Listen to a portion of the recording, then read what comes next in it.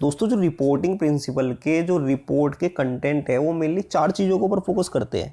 पहला है stakeholder inclusiveness, यानी कि स्टेक होल्डर को भी आपको इंक्लूड करके चलना है उस रिपोर्ट के अंदर, उनसे रिलेटेड क्या क्या आपको डिस्क्लोज करना है वो सब इसके अंदर बताया गया है इन प्रिंसिपल्स के अंदर।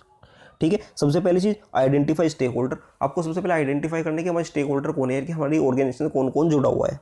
सेकंड चीज एक्सपेक्टेशन, उनकी एक्सपेक्टेशन क्या है हमसे, प्लस हम उन्हें कहाँ तक फुलफिल कर रहे हैं। ठीक है, पहला आपका पॉइंट कंप्लीट। दूसरा आता है सस्टेनेबिलिटी कंटेक्स्ट, इसके अंदर क्या होता है कि how to contribute in environmental presently and future, हम आज इन्वायरमेंट के लिए क्या कर रहे हैं और फ्यूचर में हम क्या करेंगे वो सब हम अपनी रिपोर्ट में इंक्लूड करेंगे।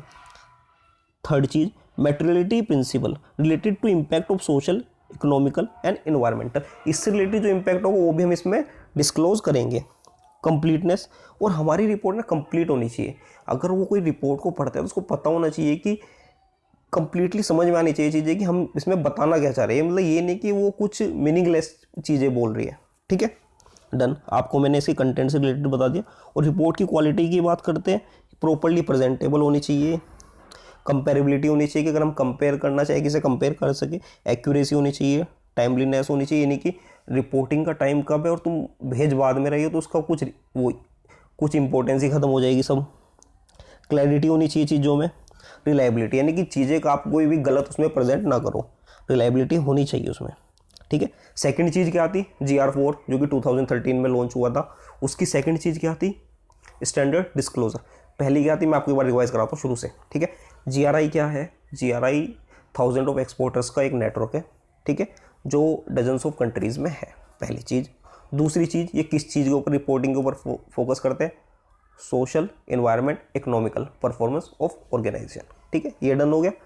फिर इन्होंने रिपोर्टिंग फ्रेमवर्क बनाए हैं जिसके अंदर, जिसको G4 बोलते हैं, 2013 में लॉन्च हुआ था। वो 2 पार्ट में, पार्ट 1 में क्या है, पार्ट 1 में आपका है प्रिंसिपल और डिस्क्लोजर, पार्ट 2 में इम्प्लीमेंटेशन मैनुअल, आपको इम्प्लीमेंट कैसे कराना है। मैं आपको प्रिंसिपल्स बता चुका, प्रिंसिपल आपके 4 है, stakeholder inclusiveness, second sustainability context, materiality principle, completeness. Done. अब हम बात कर लेते हैं आपकी standard disclosure, general standard disclosure. Generally हमें क्या डिस्क्लोज करना पड़ेगा, इसके लिए मैंने एक न्यूमोनिक कोड बनाया, 7 पार्ट में है। ESMS रोग, E से क्या है आपका एथिक्स एंड इंटीग्रिटी, S से स्टेक होल्डर इंगेजमेंट, M से मैटेरियल एस्पेक्ट, जो दूसरा है उससे स्ट्रेटजी एंड एनालिसिस, R से रिपोर्ट प्रोफाइल, O से ऑर्गेनाइजेशन प्रोफाइल, G से गवर्नेंस।